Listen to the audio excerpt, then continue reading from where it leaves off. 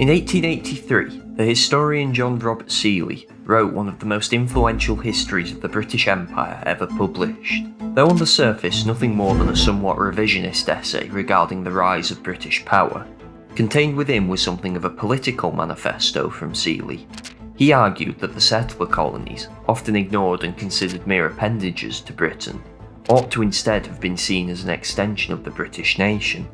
As such, he offered two possibilities for the future of the British Empire, either the independence of these distant colonies, or alternatively, the formation of a globe-spanning imperial superstate.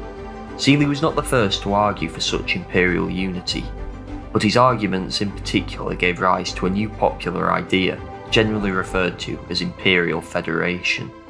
It is not coincidence that it was the 1880s imperial federation became a prevalent idea. The Victorian high noon of British power was over.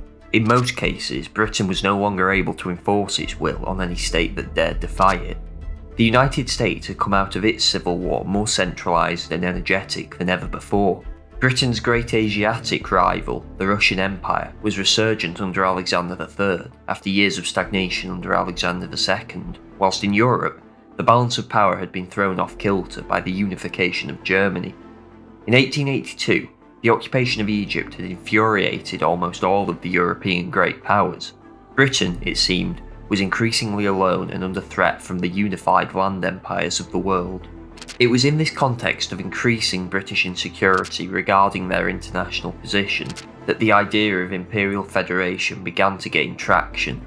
The basic proposal was that the settler colonies, Canada, the Cape, the colonies that would later make up Australia and New Zealand, should reform into a legal and politically binding federation, replacing the odd collection of ties to the crown, fear of other predatory powers, and vague sense of Britishness that currently kept the empire loyal. The justification for the plan was the British diaspora contained within these colonies. Their populations, for all intents and purposes, were British, and Seeley argued they were extensions of the British nation, rather than countries in and of themselves. This was to a large extent correct in the 1880s. The historian John Darwin has described how most settler colonies were firmly committed to their Britannic identity. Indeed, in many cases, they were more keen on the British connection than the British themselves were. Lord Salisbury at one point describing Australian colonists as the most unreasonable people he had ever heard of, after they demanded the annexation of the New Hebrides.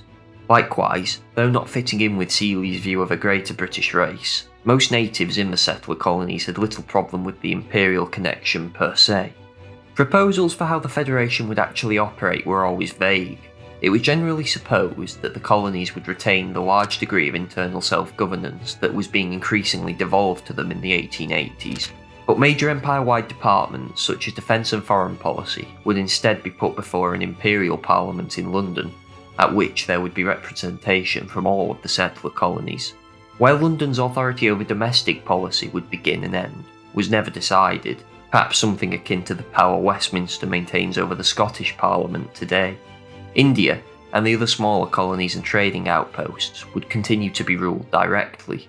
Supporters generally supposed this would give the empire a sense of direction for once, instead of the drift-like policy it then had. Summed up in Seeley's famous phrase, "It seems as if we've conquered half the world in a fit of absence of mind." The plan did undoubtedly have great influence within the empire. Seeley's book inspired a new generation of imperial politicians.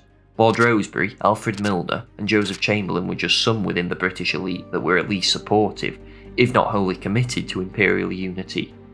It also spawned advocacy groups like the Imperial Federation League throughout Britain and the colonies. It seemed then that there might have been a legitimate way forward for imperial federation, yet the idea never came close to being implemented. The two dominant political figures of the era, Gladstone and Salisbury, both disregarded imperial federation, though for different reasons. Gladstone in general disliked the empire being anything other than a trading and civilising force, and had little time for imperial policy in general. Salisbury, on the other hand, did believe in imperialism, but viewed the federation as a fantasy that would never be able to reconcile the competing interests of the colonies into a single superstate.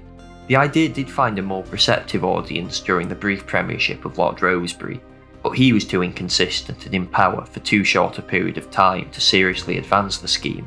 By the turn of the century, The idea was beginning to lose traction, and the leagues were being wound up. Yet, it somewhat ironically finally found a politician with a clear vision as to at least a pathway to federation. Joseph Chamberlain was, in the words of Winston Churchill, the man who made the weather. He had turned down the Home Office to become Colonial Secretary, and since reading Seeley's book, had become doggedly committed to imperial expansion abroad and social reform at home. He almost single-handedly managed Britain's war effort during the Boer War, and had been delighted by the aid the settler colonies had offered. With an election due in 1906, he thought it the perfect time to give the empire a real sense of direction. The proposal he came up with was imperial preference. In simple terms, free trade within the empire, tariffs on foreign goods. This, he argued, would at least open the road for an imperial federation. But despite Chamberlain's claim that the average Briton was imperial-minded, imperial preference and the rise in food prices that would come with the abandonment of free trade instead scared the British public, and the proposals were never implemented. When World War I came, though no movement towards federation had been made, it was still generally proclaimed as a war for the empire. But instead of strengthening the bond between the colonies, the conflict saw the emergence of national identities among them instead. With it, the whole justification for the proposals, that the colonies formed a Greater Britain, collapsed. Some ideas associated with federation would go on to be implemented, such as a version of imperial preference. But ultimately, Seeley's first prediction, that the empire would eventually give way to independent states if not unified, was to prove correct. Even if the Federation did never come close to becoming a serious geopolitical entity, it is nonetheless an interesting counterfactual, as well as evidence that the British Empire never had a central direction. It wasn't imbued with the manifest destiny of America, or an unstoppable nationalism like Germany or Italy. It was, at heart, an essentially reactive force with little in the way of serious long-term planning as to its direction.